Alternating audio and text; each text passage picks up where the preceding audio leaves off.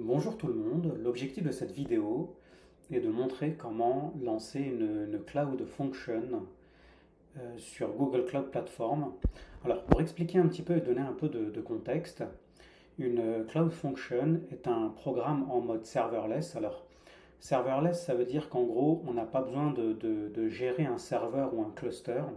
On va juste avoir cette préoccupation de développer notre programme dans le langage de notre choix. Et ensuite, on va pouvoir le déployer sur Google Cloud Platform. Et c'est GCP qui va avoir justement qui va se charger de lancer le programme et de lancer le cluster à la volée et ensuite de le détruire. Voilà, c'est un peu ça le mode serverless. Donc là, j'ai une structure, un projet que j'ai créé pour lequel je vais avoir un use case qui va être que, en gros, il y a un fichier que je vais ajouter sur Cloud Storage. Cloud Storage, c'est on va dire le gestionnaire d'objets qui est proposé par Google Cloud Platform, un peu un équivalent d'S3 sur AWS.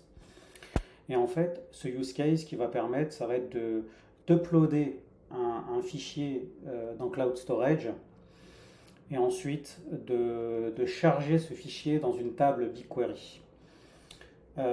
Pour ce use case, j'ai choisi de faire ce programme en Python. Donc en fait, comment ça va se faire?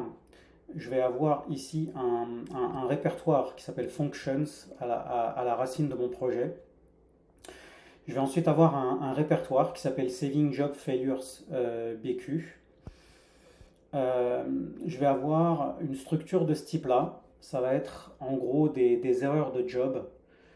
Je simule que par exemple je vais avoir des erreurs de job, par exemple en big data sur du Apache Beam par exemple.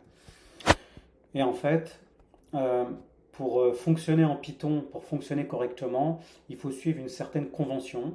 Et cette convention-là, c'est que on a un fichier main.py dans le répertoire de notre Cloud Function. Et ensuite, on va avoir un fichier requirements.txt qui lui va contenir tous les packages Python nécessaires pour exécuter notre programme Python.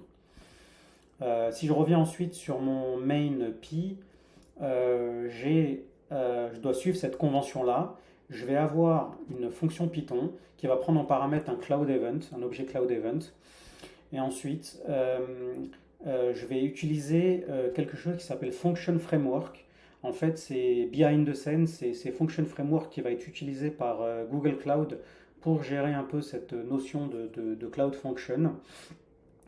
Et en fait, derrière, euh, pourquoi j'utilise Cloud Event? C'est que ma Cloud Function va réagir à un événement. Je vais avoir un événement.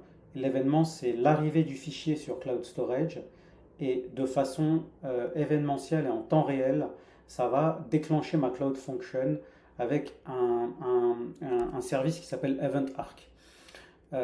Donc là, j'ai la possibilité d'avoir la main sur l'événement en cours.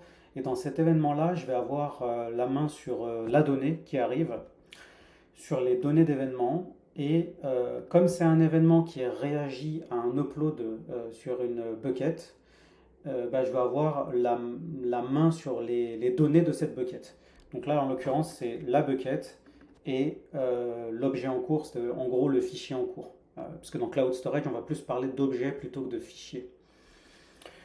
Derrière, ce que je fais, c'est que je vais pousser un peu, poser les éléments de ma table BigQuery. Je vais instancier mon client BigQuery en Python, ici, BigQuery.client. Donc voilà. Et ça, c'est ramené par ce package-là, Google Cloud BigQuery. Voilà. Et ensuite, je vais me débrouiller. J'ai un schéma JSON pour ma table BigQuery. Je vais la charger dans mon code Python. Voilà.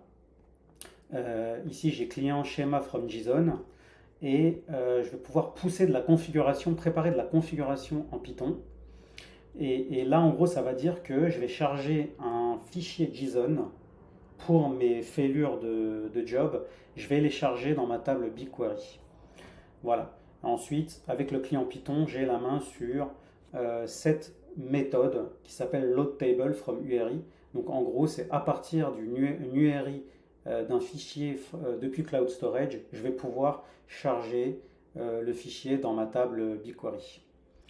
Voilà. Et avec cette syntaxe-là, le client va permettre d'attendre le résultat. Et voici en gros le code de la Cloud Function.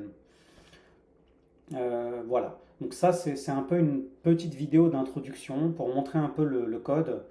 Donc là, ce qui va être intéressant, c'est que je vais pouvoir exécuter ma Cloud Function avec une commande gcloud.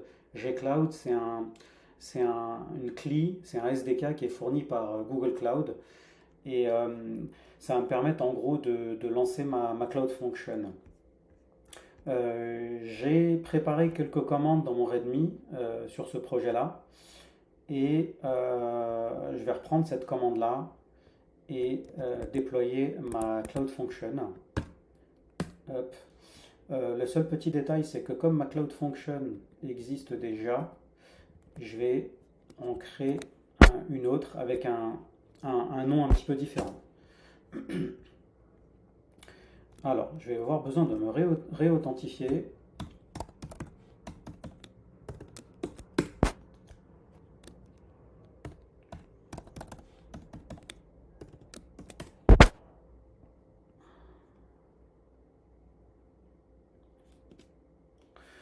Donc la Cloud Function est en train d'être déployée. Donc cette commande gcloud, en gros, ce qu'elle fait, c'est qu'elle donne le nom de la fonction. Elle va dire quel est le type de la fonction. Donc là, c'est du Gen 2, génération 2 en gros. La région où va être déployée cette Cloud Function sur Google Cloud. Le runtime, c'est Python 3.10. Le répertoire qui va contenir la Cloud Function. L'entry point, c'est vraiment la fonction Python que je vous ai montré tout à l'heure. Le service à compte qui va avoir la responsabilité de lancer cette Cloud Function. Et ensuite, je vais avoir un filtre avec Event Arc. Donc là, en gros, je vais dire, une fois que mon élément, mon objet et mon fichier arrivent sur Cloud Storage et que le statut est finalisé, vraiment que le fichier a fini d'être uploadé, je vais trigger la Cloud Function sur une bucket donnée. Event Arc peut être déployé dans une région différente. Donc là, en l'occurrence, j'ai choisi la même région pour Event Arc. Et la partie trigger, on peut également lui passer un service à compte. Donc là, j'ai utilisé en gros le même que pour celui qui run la Cloud Function. Donc là, on voit que la fonction est en cours de déploiement. Ça va prendre quelques minutes. Le temps du déploiement, voilà. Je peux vous remontrer un petit peu le code et faire un petit tour dans BigQuery. Parce que dans BigQuery, ce que je vais avoir, ça va être... je vais avoir mon dataset qui s'appelle Maslum Test en gros. Et je vais avoir la table concernée. Donc là, je vais avoir les colonnes de ma table. Et voilà. Et en gros, le fichier que je vais upload sur Cloud Storage va ensuite s'ajouter ici dans cette table BigQuery. Toc, toc, toc. Je reviens sur mon shell. La Cloud Function a fini d'être déployée.